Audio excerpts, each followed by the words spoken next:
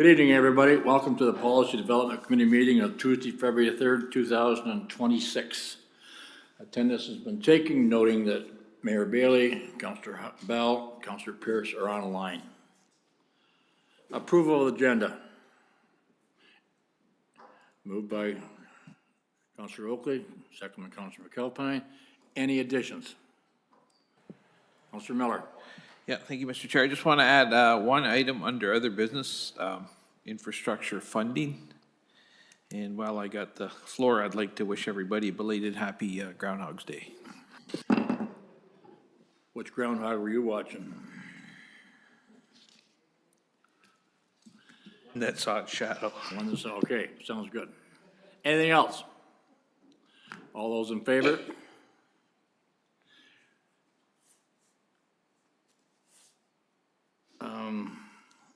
At the declaration of pecuniary interest.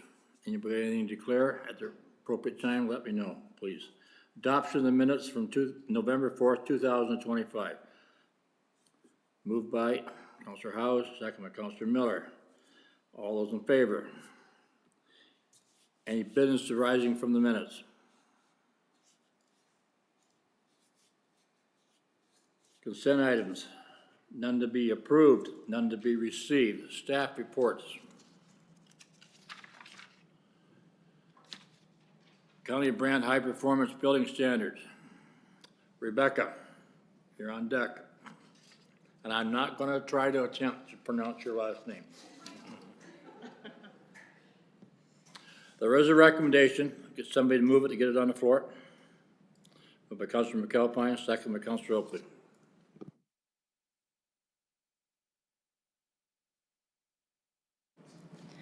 Good evening, everyone. Thank you for having me.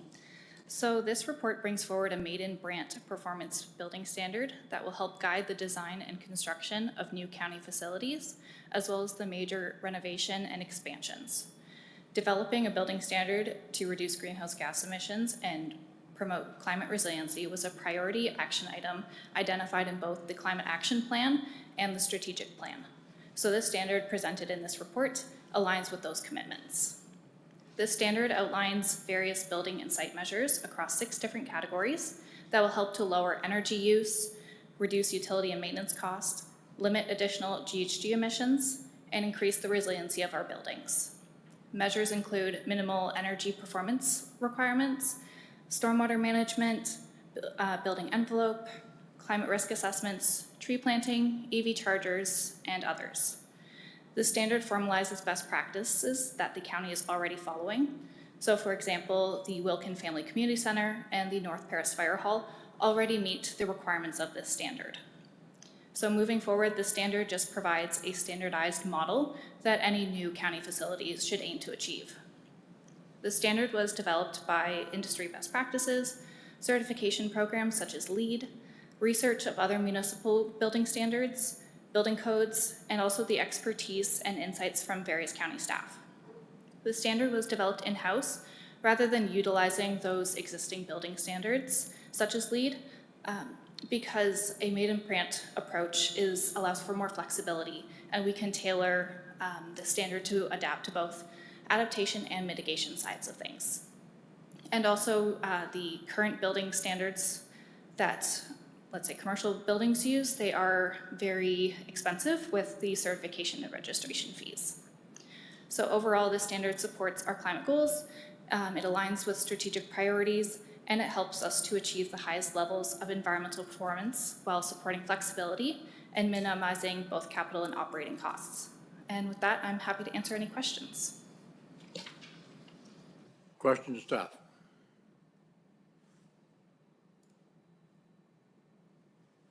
Councillor Miller. A few questions through you, Mr. Chair. Through to the presenter. Is it on average, high performance buildings achieve 20% annual operating savings? Can you just explain that 24%? And are we not building those high performance buildings now? So yes, we are, through the chair, we are building our current facilities to the higher performance building standards, but it's typically been on a project basis, depending on to determine which strategies to use. So this standard will allow us to have a formalized approach that architects and general contractors can then kind of look at which standards they should be looking at. The 24% savings that comes from more efficient HVAC equipment, higher building envelope with more air tightness, so then you have less air leakage and less heat leaking out, so then the HVAC is working a lot more efficiently. Okay, but getting back to the standards that you are presenting in this report, you're not speaking specifically that these will save us 24% over the current building standards. Through the chair, yes, it will. But we're, like you said already, we're building to that high standard now. You're not, are you saying that these standards would get 24% over the high standards that we're already building to? That's what I'm getting at. So through the chair, the standard is to kind of show that we're going above general building code, and that's where that 24% comes from. It's going above and beyond that general building code. And again, how we are currently building our facilities, such as the Wilkin Family Community Center and the North Paris Fire Hall, they are achieving that higher performance standard. Okay. Again, I'm not sure about that 24%. Where did you get that number from? So through the chair, that was through various research reports that was done. Okay. Next question is, you said this is a maiden brand. If you look at leads, there's costs. There's obviously costs with this because you talk about air testing. And if you want to get those targets you're looking at, there has to be some modeling. Would there not be? So there's costs associated with just getting there, is there not? Like you mentioned 1 to 8%, but I think that's construction costs. But to actually measure the performance enhancements, would there not be costs associated with that through modeling, through blower door? Through the chair, yes, there are some costs, but those modeling costs are included within that 1 to 8% premiums. Okay. And then you said we would have a better chance of getting, I think you said grants and stuff like that. If this is like LEEDs, everybody in the building industry understands that. That's a standard that's gone through rigorous, extensive testing. So they know what the benefits are. When you have a maiden brand, I'm just wondering, how do you see it being able to get additional grants that, say, you wouldn't get through, say, a LEED silver or platinum or gold?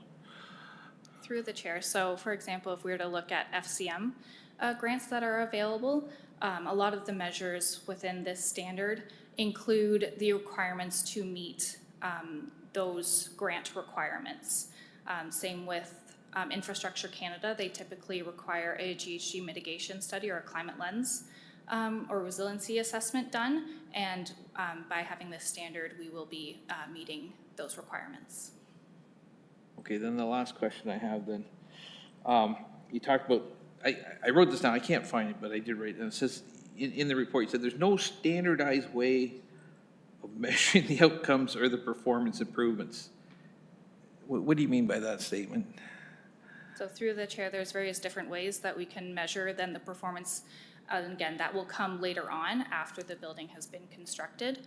So we can use those air testing requirements that we mentioned in there. Same with doing building commissioning again after, let's say, the 12 months. We can look at the utility bills for that. And there's various different ways that we can measure that performance. Yeah, utility bills are after the fact, but we were talking before the fact. And I read that statement, and then I looked at the 24%, and I'm wondering, when you say a statement like that, but then you throw it, not 25%, not about 20%, you said 24%, that's where I'm having a bit of an issue. So, okay, thank you. Any more questions? Councillor Chambers. Just kind of a question and a comment all rolled into one, and you can respond. I'll be the devil's advocate and pretend I'm a builder, going to build a big building here in Brant County, and I am confronted with more regulations, higher costs, and people looking over my shoulder and all the regulatory stuff that is encompassed in this kind of a an approach. And I would say, why should I do that? It's going to cost me more. It's going to take more time. It's going to be more aggravation. I'm not going to build in Brant County. I'm going to go build in Woodstock. And then we as councillors have to explain to our ratepayers why people aren't building in Brant County. Are we then going to say that we have regulations and too bad, we want to preserve the climate? So how do you respond to that? So through the chair, this standard is specifically for county-owned facilities. This does not apply to any commercial developers looking to come into the county.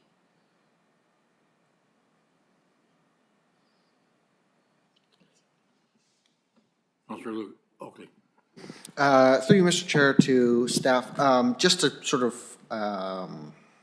follow that thread a little bit that Councillor Chambers is speaking of. So I believe what Councillor Chambers is referring to would be green development standards as an umbrella term. And I believe, correct me if I'm wrong, recently the province has made changes preventing us from being able to put those types of regulations in place even if we wanted to. Is that correct? Through the chair, yes, that is correct. We can still have those standards, but on a voluntary basis. Thank you. Councillor McAlpine. Would you have any idea the amount of time for payback for this extra investment? If we have a 24% savings? So through the chair, that's honestly on a project-by-project basis. It depends on the type of facility and the equipment and the building envelope itself. Okay. Have we made an estimate, say, on the fire hall? On the fire hall, I'm not entirely sure, but I can get back to you with that information. Okay, thanks. Councillor Bell. Yeah, thank you, Mr. Chair. A question and a comment, if I may. We've talked, Rebecca has said that this is applying only to county projects. Does that include local boards of the county? So through the chair, that is something that can be discussed, again, on a project-by-project basis with the project manager and with council and senior management if they would like to have this standard. Again, we can always provide it, and it is flexible, and we can try to incorporate at least some of the measures if not all of them want to be included.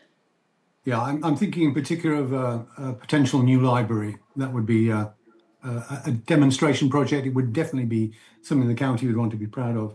But I just wanted to make a comment. I think this is a great report. I think it is setting the right direction for the county. We do have a climate action plan. We have committed to there being a climate emergency. This is the kind of action that we need to show. So I'm very, very pleased that you've done this. I'm very pleased that you're actually using lifetime costing as a basis for assessing the relative value of alternatives. Well done. Any more questions? Comments? Councillor Miller. Are we done with the presenter? Are we done with the presenter, Mr. Chair, before we just? No? Okay. There's one thing in there, the standards are the standards. I think we can always do better, and I think this is a good attempt to do that. Where I'm not too convinced that we should be going one route, it says it's up on page 5 of the report. It says it's up to the representative of the standard, which in this case is the climate action specialist, to determine if a project is subject to the standard. So it's already stated that some projects we may not be able to meet the standard simply because if it's just the nature of the project itself, whether it's a wastewater treatment plant, whatnot. But when we say it's up to the representative of the standard to determine if a project is subject to the standard, now it becomes mandated. Now they must do it. And I don't know if that's the best approach, especially in light of all the different projects that we build here in the county.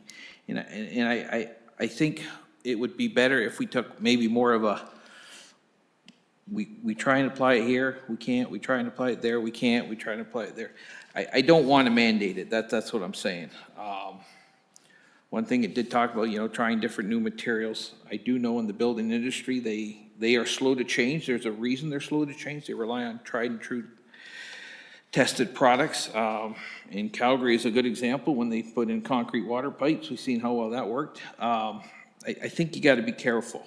So while I think the standards are good, we always try and get better, I'm not sure that we should be mandating it and leaving it up to one person to decide, yep, we're gonna go this approach or we're not gonna go this approach. I think we should encourage it, but I don't like the idea of mandating it. Any more questions or comments? I'll call the question. All those in favor? Opposed? Got us all, Spence? Thank you, Ed. Thank you, Greco. 8.2, firearms bylaw, map update. Greg, you're on deck. Motion, recommendation, moved by Counselor Howes, seconder. I'll pick one. Counselor Oakley. Thank you. So this report presents the updated firearms bylaw maps for the County of Brant. The purpose of this update is to ensure that our no discharge mapping reflects the current growth, improves public safety, and provides a clearer visual guidance for residents. Most of the areas being added already have prohibitions in place based on their zoning designation. So the new maps simply make those restrictions easier to understand. Specifically, as it relates to the firearms bylaw, section 4.1 of the bylaw prohibits the discharging of firearms on residentially zoned lands. This is a restriction that's been in place since 2011.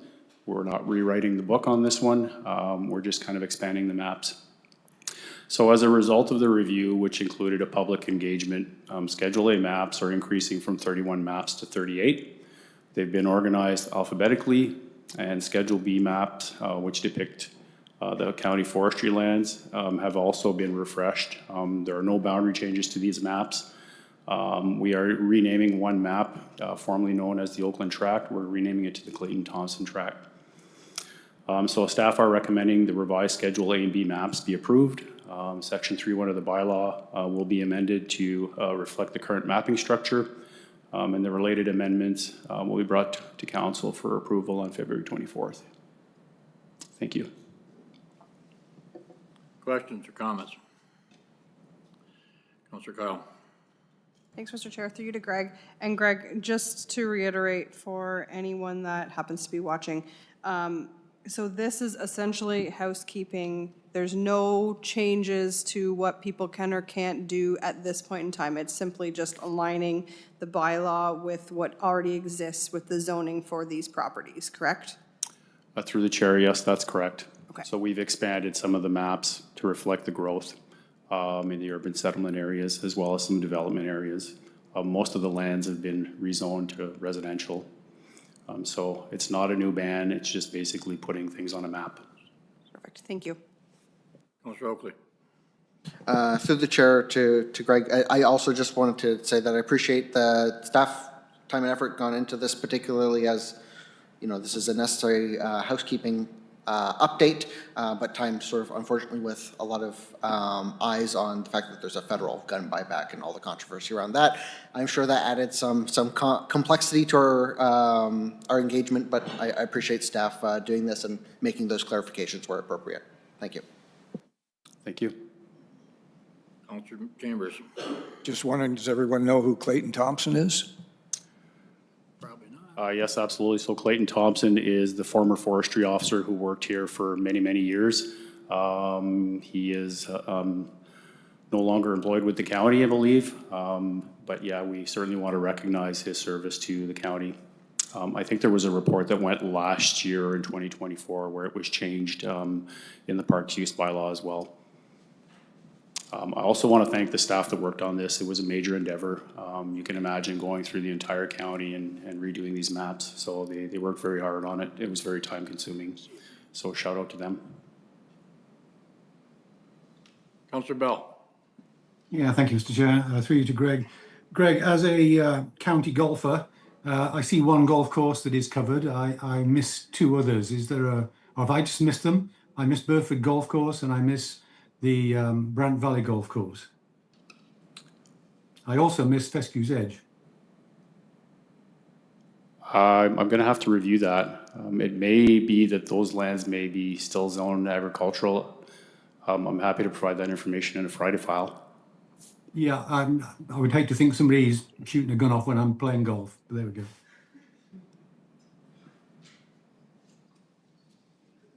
Any more questions or comments? The only question I have is that you've extended some of the lines in the residential areas, but they're still agricultural oriented, right? Through the chair, yes, that's correct. So I cannot support doing that. I understand. Again, we use the zoning designations. We worked with the zoning with the zoning department, and had some discussions about that. I think once the lands become zoned residential, they fall under that caveat. Understand. Any more questions? Or call a question. John? Well, I was just wondering, have you seen any uptick in, say, firearms complaints in recent years, or it looks like it's pretty low overall? Through the chair, yeah, it's actually quite minimal. I think we did like a deep dive into the calls for service. We actually spoke to the OPP as well. For the county, I think we average around 5 calls per year maximum. I will say that this bylaw is enforced by the Ontario Provincial Police. They're named in the bylaw as being the enforcement body. County staff will essentially provide information, respond to inquiries where you can and cannot discharge, but for the most part, it's the OPP that are responding. Okay, thanks. Good. Call the question. All those in favor? Opposed? Moving on. 8.3, major project dashboard. Haley, you're on deck. Motion to get the recommendation on the floor. Councillor Miller, second by Councillor Kyle. All right, good evening, Mayor and members of council. Thanks for having me here today. I don't have too many crazy updates to share. I guess first, we'd just like to encourage council to check out the February 2026 version of the major project dashboard. Staff has spent a considerable amount of time going through and adding a bunch of new projects, so I would encourage you to check it out. And if you have any questions about the status of those projects, reaching out to the staff contact listed. We did make a few minor tweaks to the dashboard based on comments received at the November meeting.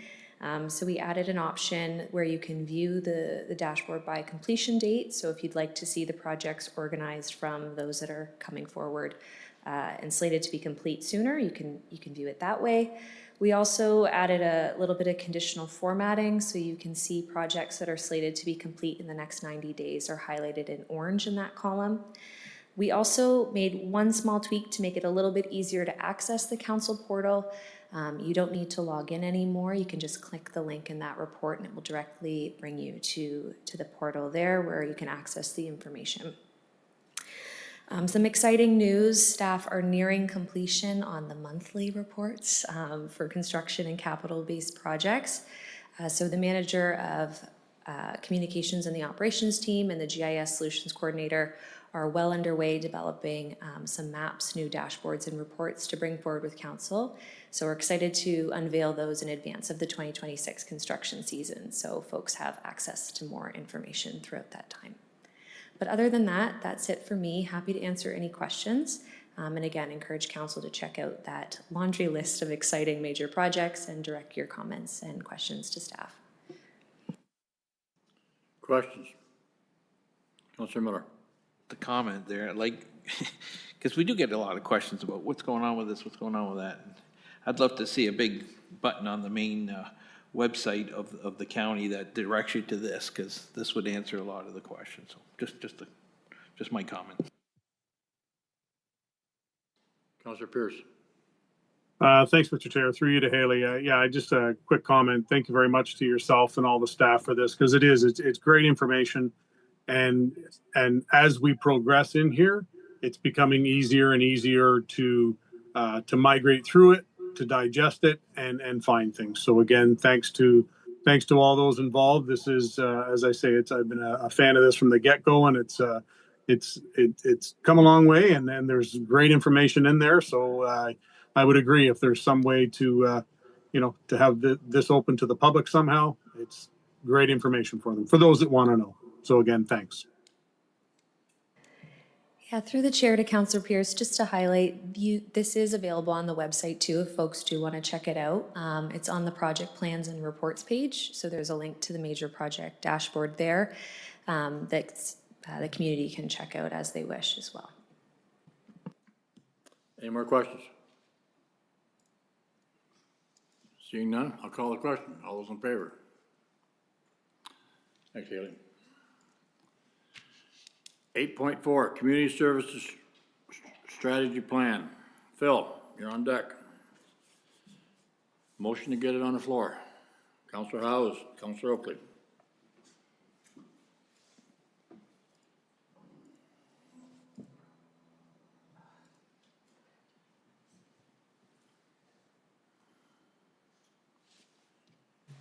So good evening, Council. I'm pleased to present to you the Community Services Strategic Plan for the next 10 years.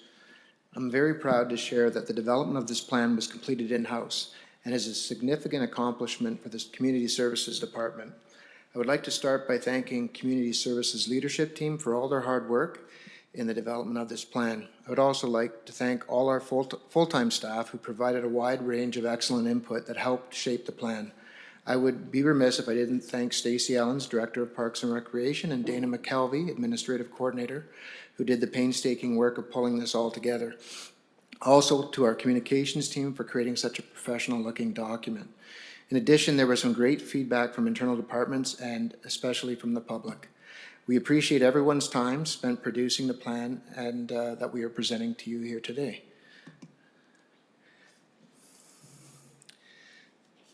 The Community Services Strategic Plan 2026 through 2035 represents a key step in advancing the County of Brant's commitment to thoughtful planning and responsible growth.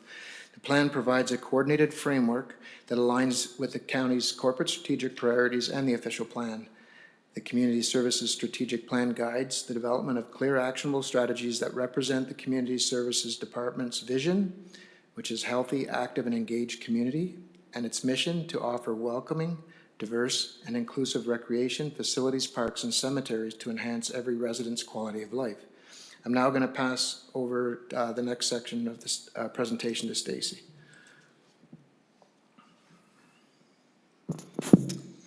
The Community Services Strategic Plan identifies current and future needs of residents for indoor and outdoor recreation facilities, parks, cemetery, recreation programs, community facilities, and services.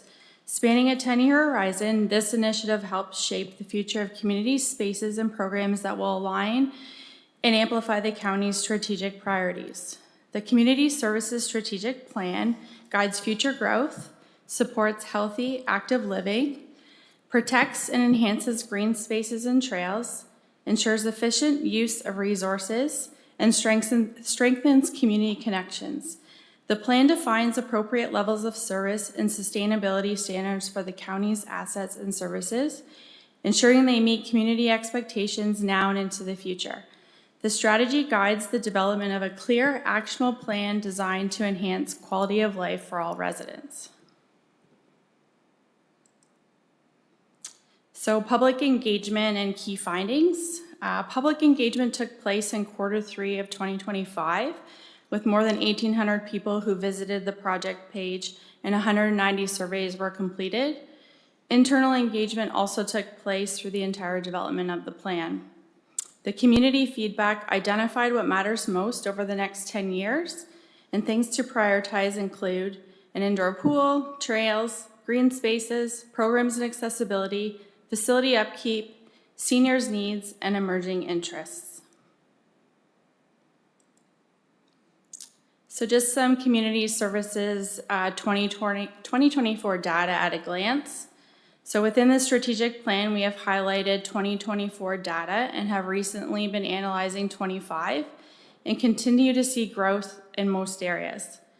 Just a couple of things to highlight. There were 400 trees provided to residents through the tree giveaway program and 1,075 trees planted during tree planting events. We had a 222% increase in seniors programs. Over 15,000 people attended the Paris Community Pool, and over 2,300 rental requests were received online.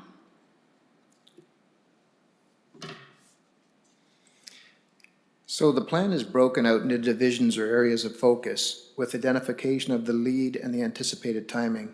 So those areas of focus include recreation programs and services, recreation and facilities business services, indoor recreation facilities, community centers and halls, outdoor recreation facilities, parks and trails, forestry and horticulture, cemeteries, long-term capital planning, and operational efficiencies and facility services.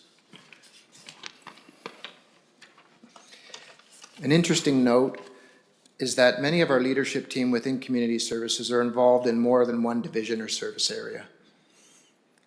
So the areas of focus and implementation timeline, within the document, we have an implementation schedule and anticipated timing, which is broken down as shown, the light blue representing underway, green short-term, purple medium-term, and dark blue as the long-term. That serves as a guide for the development of the implementation of the plan. It is staff's intent that the plan be flexible to address emerging community needs and council priorities within the 10-year horizon. As we update existing plans or bring on new detailed plans, we'll ensure that the detailed plans are in keeping with the implementation timeframes within the strategic plan of the department. Examples include the upcoming Parks Master Plan scheduled in 2026 and the update to the Rec Master Plan scheduled for 2027. Now I'll have Stacy go over our next steps. Once approved by council, we are ready to celebrate the plan. This will be our opportunity to showcase the plan for implementation, gain support, and build commitment. Staff implementation will involve updating work plans, operating capital budget forecasts, adjust project initiative timelines accordingly, communicate and collaborate with internal departments and community partners, and keep residents informed. Staff's commitment to reviewing the plan annually and will provide a status report to council every 2 years on the progress of the plan. That is all for our presentation, and Phil and I are happy to answer any questions council may have. Questions? Councillor House. Thank you, Mr. Chair, through the chair. I'll start by thanking everyone involved in this. And we have a fantastic community services team. You guys all do a really, really good job. And it's nice to see it reflected in a strategic plan that's so detailed. And I'm wondering if, you mentioned, Stacy mentioned the next step after this is approved tonight is to celebrate the plan. I'm wondering if you could speak a little bit about plans on how to share this with the public through some of our county communications and those types of things, because there are topics within this, particularly items like the indoor swimming pool, that we get asked about all the time. And it would be wonderful for the average resident to be able to gain the knowledge that's available in this strategic plan and to have some comfort and familiarity that things like indoor pools are on the radar and are planned for discussion in X number of years and things like that. So can you speak a little bit more about the communication plan? Yeah, so through the chair, I echo, what you're saying, that we've got to get that message out. I've had, like in the last month, probably 4 calls, all of them about the pool. And so I let everybody know that our strategic plan's coming forward, that they'll see it in writing if it gets approved by council. It's also part of the capital program. So I think we're going to work with Susie's team in communications and to work on a plan to get the message out. We're also going to go back to our staff, because all of our full-time staff and even some of our part-time staff were involved in building the plan. And so what we want to do is go back to them and say, okay, those ideas that you put forward, here's where they fit in, because it was a ton of information. And that's why when I was thanking Stacy and Dana, there was so much information, detailed information, and then we had to bring it into a high-level document that would encompass it all and capture it all. So I want to make sure staff understand that they were heard and how it's part of the plan. And it is a 10-year plan, so when you even look at the divisions or the areas of focus, like we really don't have, managers in every one of those areas. Like there's people covering multiple areas or crossing over because we're a small team. But for me, it was a very interesting process to go through. And I think originally I was hoping to have it done in the first year here, and it's been over 2, but it was nice to spend the time to really think about it clearly. And we gave staff a lot of time on the input, and then the public was really engaged in it as well. Most of the feedback was really positive. And so I want to get that message out and for them to embrace it and to be able to challenge us on it. We mentioned coming back every 2 years with an update. We can do it sooner if council wants, but I think being a high-level document and we bring a lot of the detailed plans every year, that it might be appropriate every 2, so that's what we're recommending. Councillor Pierce. Thank you, Mr. Chair, through you. Yeah, thanks for this, guys. It's interesting when you read this and then you hear people say there's nothing to do in the county. It's quite ironic because there's all kinds of things to do in the county, and this report kind of hits, most of them and also ones that are going to come. Couple questions and then another comment if I could. So when you talk about the anticipated timing, the timeframes here, what was the biggest driver of the timeframes? Is it a driver of dollars, or is it a driver of staff cycles in order to complete them? Because a lot of them there's a lot of programming in there, stuff like that. So I'm curious, what were some of the drivers in those anticipated timing? So through the chair, there's probably 3 main components. The one is, the long-term financial plan. Second is staffing resources and how to approach the work and to be successful, because we want the plan to be achievable too. And third is demand and priorities from the community. That being said, I mean, the highest push in all the consultation I've done since I've been here is for the pool, but it's in the tail end of the 10-year forecast, and based on financial considerations, it'll be tough to bring it ahead of that. We're still trying to find funding for our Brant Sports Complex expansion project, which is well along, and we're close to being shovel ready on that. And I let council or Mr. Bouma know that we're looking for some funding, and he smiled. I saw him the other day. So anyways, those would be the main 3 pieces that, but there's a lot that goes into it. And we did spend a lot of time looking at it as a whole once it was done. And then we even adjusted the capital forecast accordingly. So a lot went into it. There's input from a lot of divisions, finance, operations connects to a lot of what we do too, because they help us with a lot of the projects. Right. Okay, thank you for that. The next question, like on the slide where it's got the indoor recreation facilities, number 6 is indoor turf. Now, are we talking SILAPs there? Because that was just completed, was it not? I get really sick as my phone is going off. He's talking about the indoor turf. Page 6. Page 12 of your report. Yeah, so. Which one is it? Because it's got it at as a long-term 6 to 10, but did we not just replace the turf? Yeah, so the long-term goals, the way this is written is that, they say 6 to 10 years, but there's also a few that are just beyond the 10-year forecast. So this would be for our Pottruff Road complex. And right now, we just redid the turf at SILAPs. And so it's probably got a lifespan of about 12 years. So by the time we start planning for this project in year 10 or 11, it'll be time to figure out how to repurpose SILAPs and what happens with it next. So so we kept it in the plan. It's just on the outskirts of it, but and that's why we were kind of careful when we wrote the description of the anticipated timing, because there are a couple you don't want to lose sight of, right? Right. Okay. And then one final comment. There's no response required if you don't wish. If you look at again, I'm looking at the anticipated timing on these, and not that I'm complaining, but it looks like a very aggressive plan.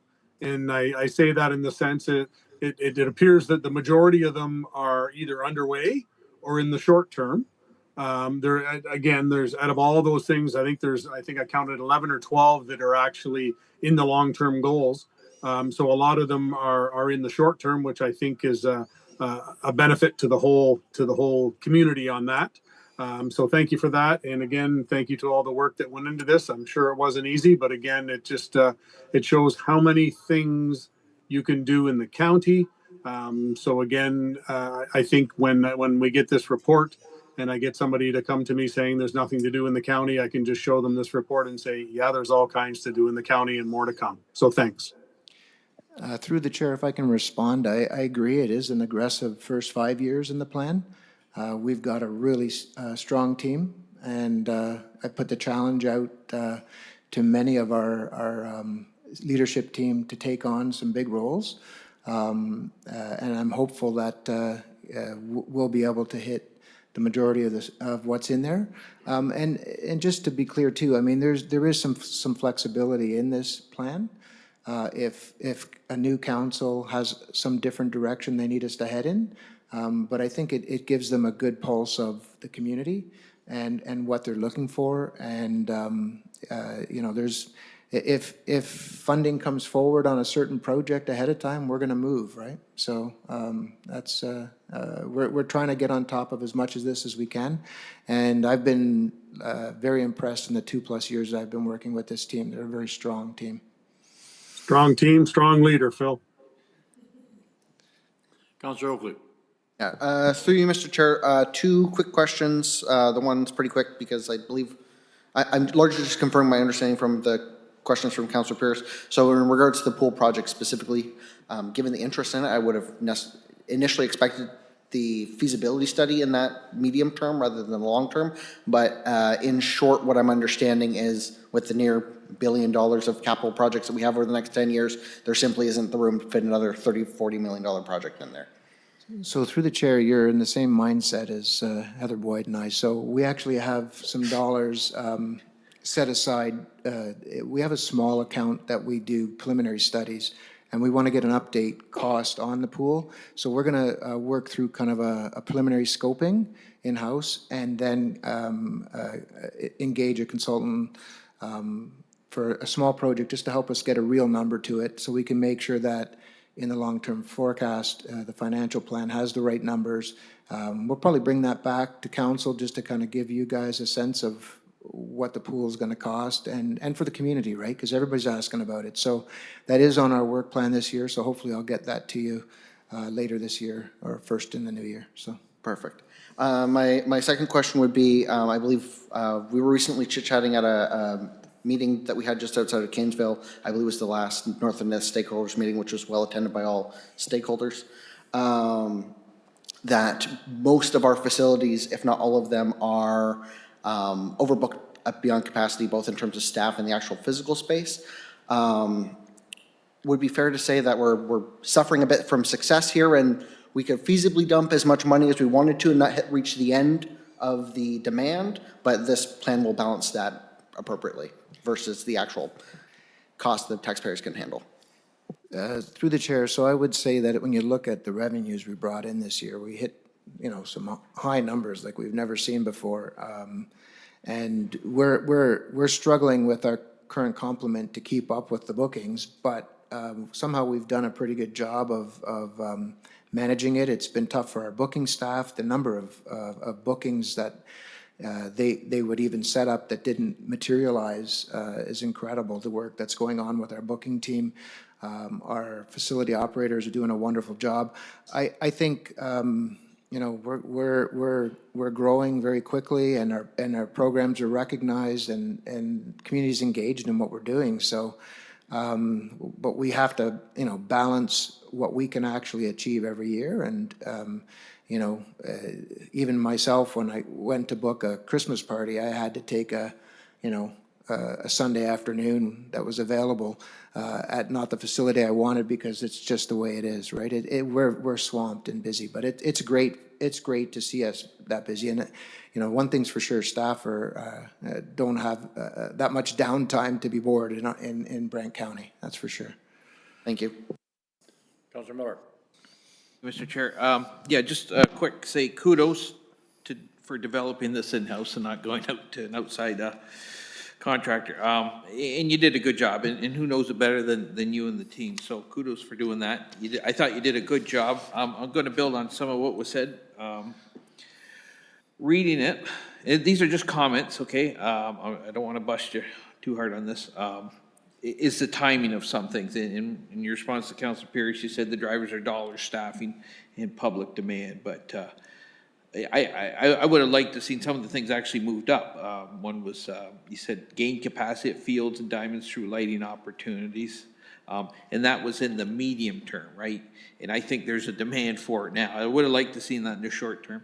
The dog park, you put as a long term. I heard 3 years ago that we needed an expanded dog park, but again, you guys know. So through the chair, on the first question, the reason we have medium term for the lighting is because it'll depend on grant funding, right? So that's why we've got them in the medium term. But if you know, BME is working with us on a whole bunch of projects, if they gain grant funding, they'll be short term, and BME will manage it for us. So that's how we'll deal with the staffing component. Okay. On the dog parks, our parks plans coming at the next policy in, I believe, in May. It's also an in-house project. If you think this is a big one, you should see this one when it comes.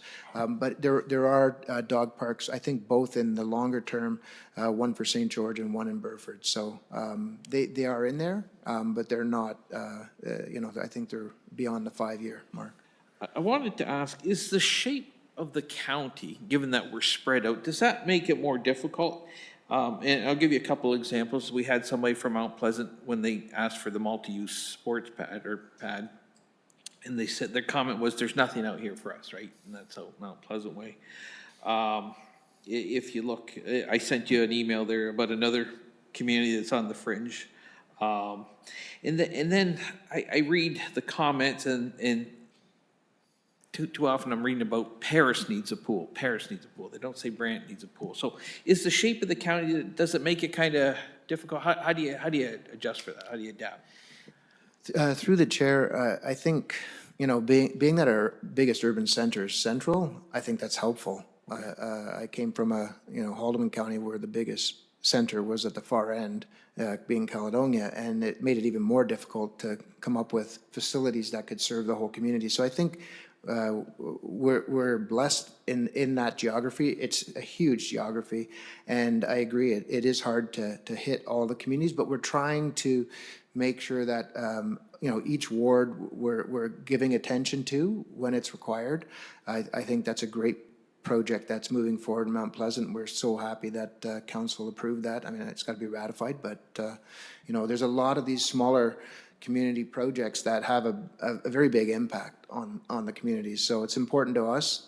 It is harder from a staffing point of view to manage, and that's why, you know, we've gotten requests for dog parks in every little community, and you know, you have to be careful that as a staff plan that we will be able to manage these facilities as we take them on. So we've got to be careful. Yeah. Well, like you say, dollar staffing and demand. The pool, Councilor Oakley mentioned feasibility, we do a feasibility study, and I agree. Is there, those things, they cost a lot to build, but they also cost a lot to maintain. Is there an optimal municipal size for a pool that you're aware of? Yeah, so what I'm aware of is that, you know, you need a concentrated population of around 50,000 people to really deal with the operating costs. And, you know, we won't hit that in the 10-year mark, but I think because if we can, you know, build the pool in a central location, I think we got a chance to make some sense. Being that we do have our biggest urban area central. I know that I was working on it in Haldimand for, you know, 15 years, and, you know, Dunnville wanted a pool and so did Caledonia, and nothing's ever happened there because of it, right? Whereas I think we're in a much better situation.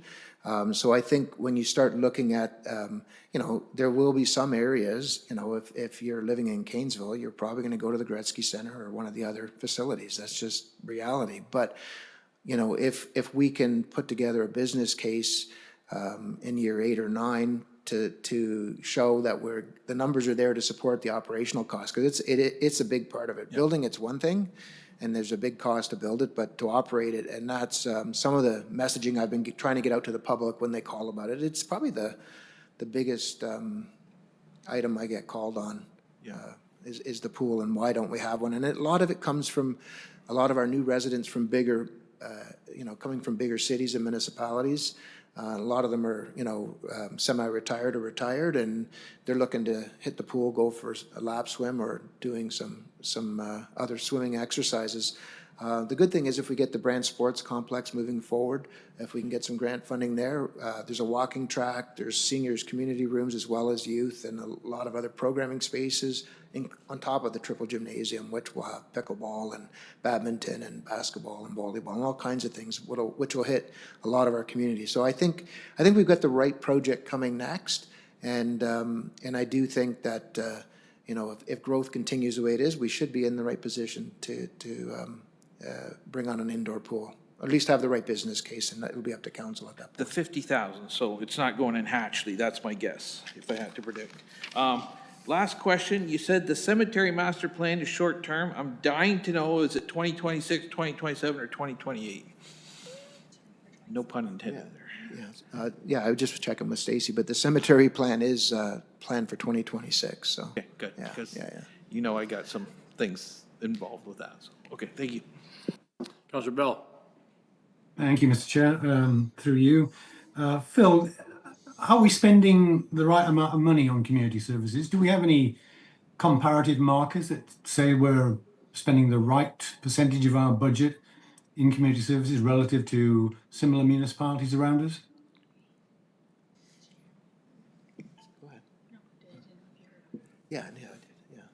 Yeah, through the chair. I think part of what, is going to be on our work plan is to do some benchmarking to see where we're at. I know that, the most of our programming is done at a cost neutral basis for the programming itself. And I think that's a thing that we're very careful on. I know that, in all of our facilities, they're making sure the concession stands are generating money to cover off other costs. So I can tell you that, like, compared to where I came from, we're in a much better position. Staff's mindset is to bring in revenue. It's a big part of their mindset, and sometimes I'm trying to slow them down to make sure that we're focused on customer service. But I think that's something that we can probably bring forward at some point. It's difficult to compare apples to apples from community to community, but I know just from, whether it's our capital projects or our operating budget, staff are on top of all of it. And, if something does come a little off the rails, we're making adjustments to make sure year end we're in good shape, so. Yeah, I'm absolutely no doubt that staff are managing what we do have to the very best of their capability, and I don't hear any complaints about that. But I think there is as we grow as an organisation, in 2050 we're going to be somewhere between 60 and 70,000 people in the county. So we need to be thinking, are we getting the right facilities in place now? So those people that you get the telephone calls from about, they've moved in from somewhere else, why do we not have this? I think it's a reasonable question. If we're to promote the county as a place to live and work, then we need to provide the facilities that go with it. So I'll be interested to see the analysis you can bring forward in the future. Thank you. Any more first time, Councillor Chambers? Just your thoughts on this, Phil. And I may have missed some of the stuff in here, but recreational facilities sharing with our neighboring municipalities. You mentioned Caledonia. There's a lot of people in Brant County that are closer to Caledonia than in Haldimand County, which is kind of unusual. I can go lawn bowling in Norwich, just down the street, and it would take me twice as long to get to Paris.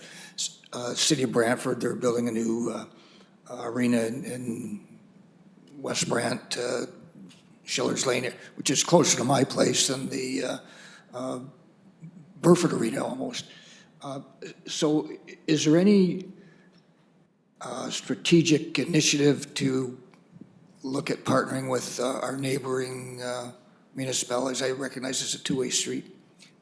Yeah, so through the chair, I mean, we have a Brantford committee, ongoing committee, where we discuss those sorts of things, whether it's servicing on the operations side, or, for example, our Gurney Sports Complex, right? Like, if that was ever to be an indoor complex, I think it would, be a strategic partnership with the city and potentially some soccer clubs, maybe some private entities.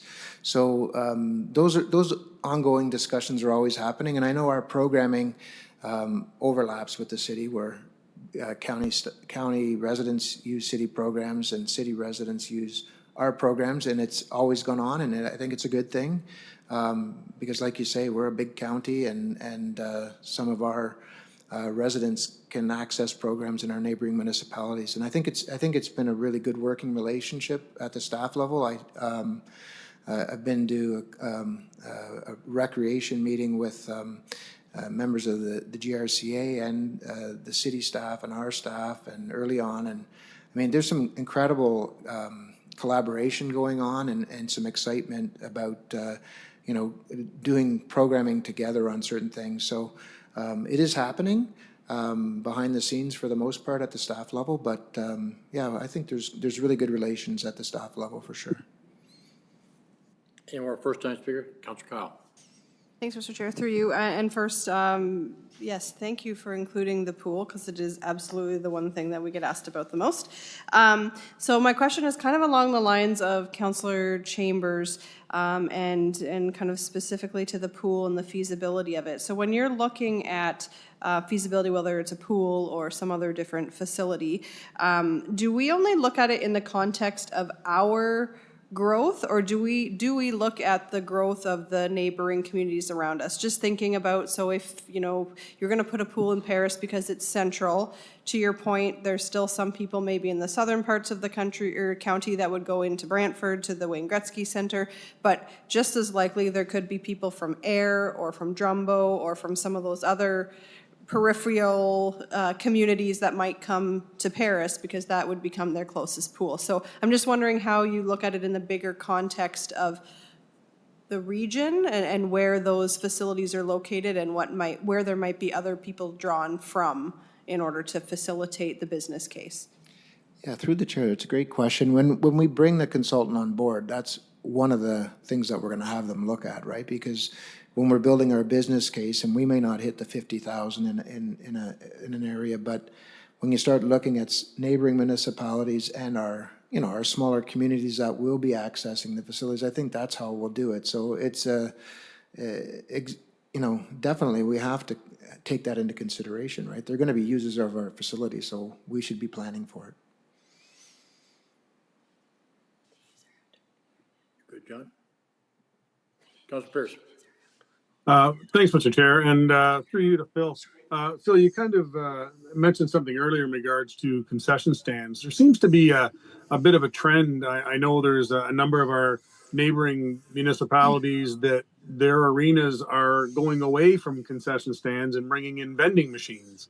Are you able to comment on that? Is that something that we're watching, or has there been any thought of that? I'm just curious. I was surprised that several arenas I've been to, in, as I say, not in Brant, but in other areas, their concession stands are closed and they have vending machines.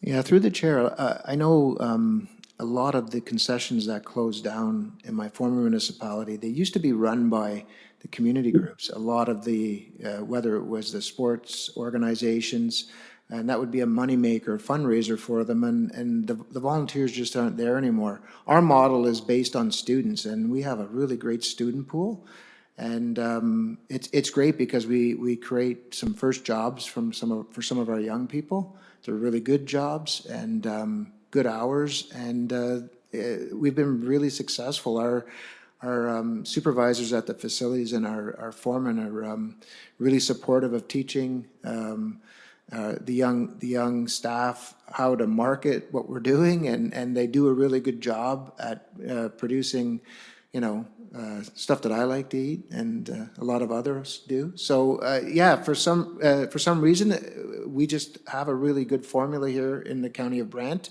that I would agree with you. As I travel around to other rinks, it's rare to see a good concession stand anymore. I'm very happy to hear that for a couple of reasons, and you hit the the most important reason right on the head. Like if I think of, all the years I've been hanging around arenas and how many students have had their first job in the concession stand, I think that's very important, and it gets them, ready for bigger and better on that. And second thing is, to your point as well, I'm really happy to hear that, because I would be quite upset about getting popcorn out of a vending machine. It's just not the same. You know what I mean? Any more questions? Mayor Bailey, any? We all good? Call the question. All those in favor? Carried. Thank you. 8.5. There is a recommendation. Cheryl is not with us tonight, and Heather will do it. Questions? Put it on the floor. Councilor Miller, Councilor Oakley. Question for Heather. David. Just one question, Mr. Chair. I was looking at the bylaw, and I just wondered, I didn't see it, but maybe it's in there, and maybe it doesn't exist, but is there an upset limit to how much the county would indemnify an individual, a member of council or a staff member? There's not a number in the bylaw for that. Okay, and I guess my follow-up question then would be, should there be an upset limit? We've never had one. I don't know if any other municipalities have put one in. We can look into that further. This just very much mirrors what we already had, just cleans up the wording of it. No, I understand that, but like I say, it doesn't hurt to just review it anyways. And I'm just thinking, we've never had it, but that's not to say it couldn't happen. And I mean, our job is to protect the county, as you know, and I could see somebody doing something that affected 22 individuals, and they all file a $1 million lawsuit or something, and we'd be up that creek without you know what. So, okay, just asking. Thank you. Any more questions? Seeing none, call the question. All those in favor? Carried. No communications. Government relations update. Adam's online, I believe.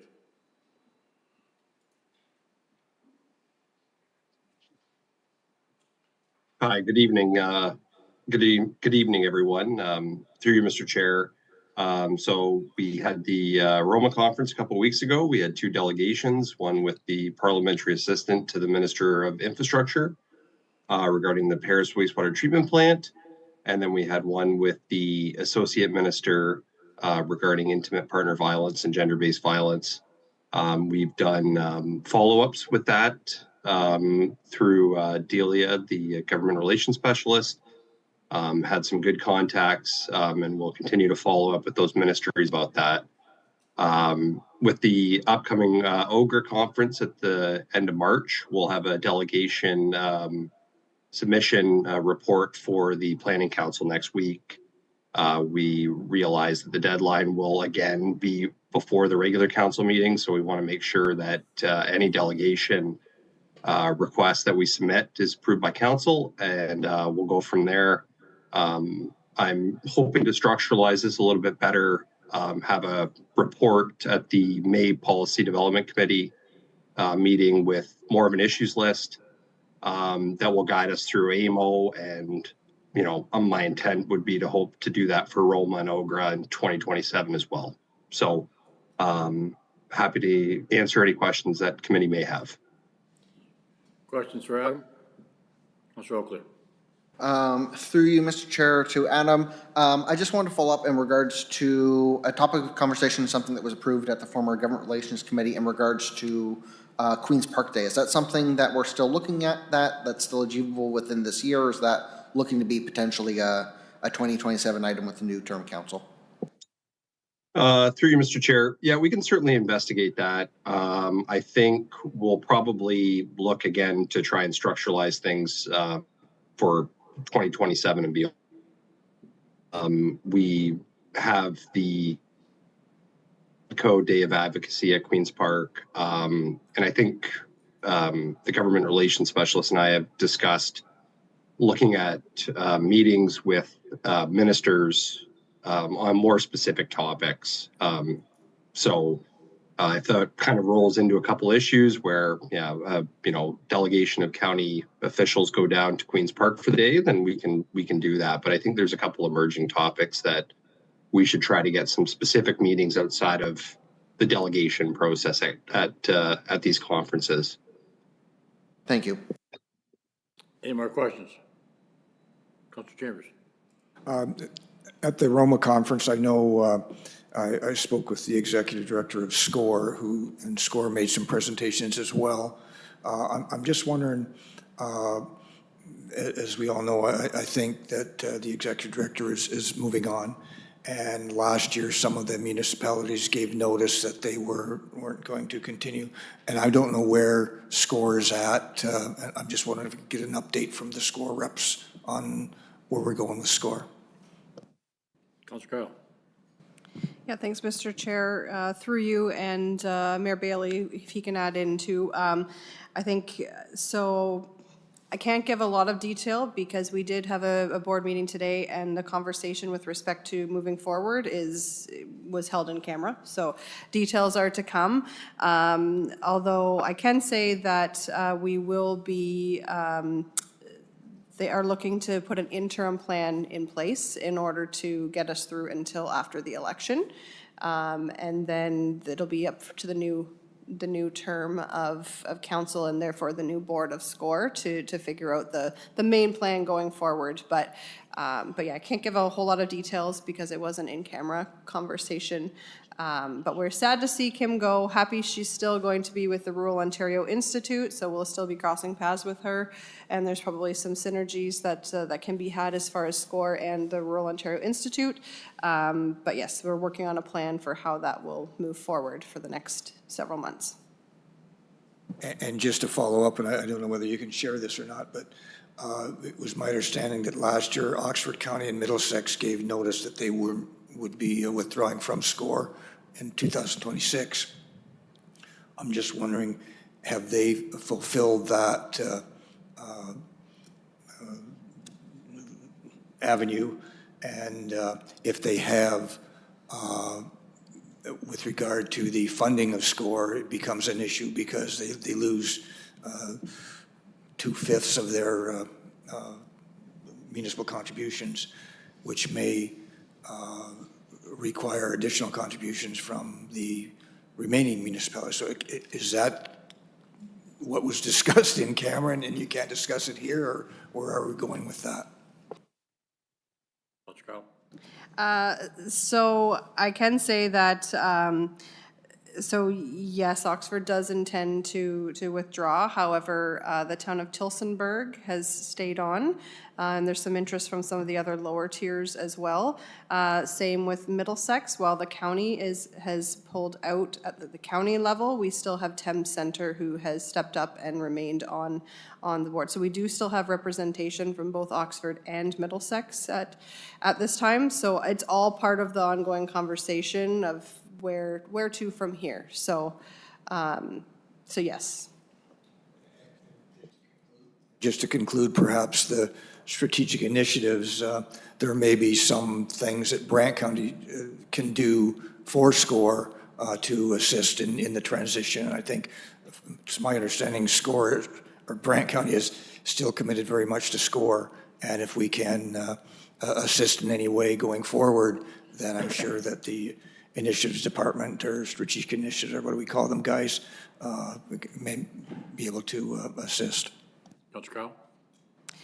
Yes, absolutely. And I know that Zach Gable has been part of the conversations. He's currently the chair of the resource committee with SCORE. And so he has been a big part of the conversations and one of the ones that has volunteered to really help to step up through the transition. There's three of them there that Kim had mentioned, and Zach is one of them. So Brand is definitely still involved in helping shape what the next while looks like.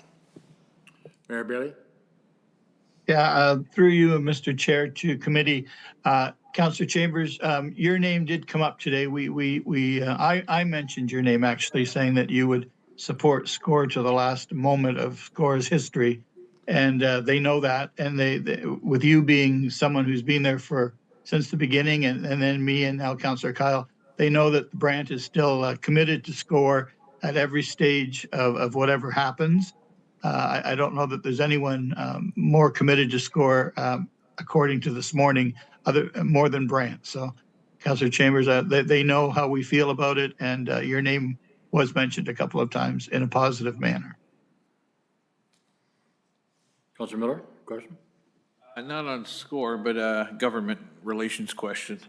There was a motion to refer the social services budget to the city-county liaison committee.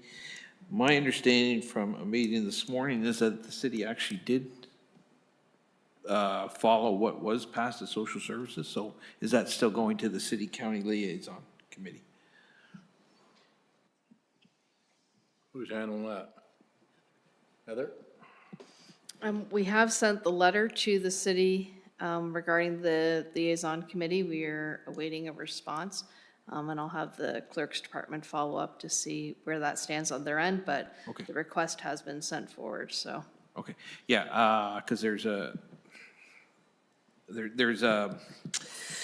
on the agenda for tomorrow, there's talk of another 2 workers, and then I asked about what these other workers, and it sounded like it, but it's been resolved, but okay, I'll wait till you guys get the official notice. Thank you. Any more questions on government relations? Seeing none, well, moving on then. Other business, Councillor Miller. Thanks, Adam. Okay, thank you, Mr. Chair. I'll be brief. Again, going back to Roma, it was a good Roma session. It's just, there was a lot discussed. But there was a plenary session, and at the one plenary session, they had a panel discussion on infrastructure funding, specifically water, wastewater, and I did talk to Allison about this. There was a report from AMO that said there's advantages to moving those guys into a municipal corporation. Now, we have a municipal corporation called BME, as everybody knows. I don't know if that would be ideal, but there's a lot of advantages to moving water, wastewater to a municipal corporation. And they said a municipal corporation, this is what they were getting at, the primary focus was they can identify properly the best use of debt when you're doing water, wastewater. And then they talked about development charges. And I always thought development charges were, I won't say that they're free, but they seem to take a lot of stress off the municipalities' finances. But at the same time, ceteris paribus, all else being equal, a community that relies less on development charges, in other words, they use development charges less, is further ahead on the aggregate than one that uses a lot of development charges. And I thought that was an interesting statement, but the reasoning is most development charges is borrowed money. So there's a development charge, I don't know, we're charging now $35,000, $40,000 for a house. The bulk of that money is borrowed on a mortgage. Mortgages, private mortgages for sure, tend to be at a higher interest rate than what, say, a municipality can borrow. So I thought that was pretty interesting. There's other things, obviously getting the debt off the books. You can have more expertise on that. So, but when you think about it, everything that's old is new again. And we used to have public utilities commissions, right? So anyways, I asked Allison, maybe that's something we could look into, maybe moving those off the county, off the council's plate, because we do have a lot of things to deal with, and maybe somewhere down the road, we do end up moving it to BME or a Public Utilities Commission, and with all the advantages therein. So just wanted to share that. Thank you. Any other business? If not, we'll need a motion to go in camera. And the reason we're going in camera is a proposal of pending acquisition or disposition of land, which would be the main branch library site selection. Moved by Councillor Kyle, seconder, Councillor Oakley. We're now going into camera.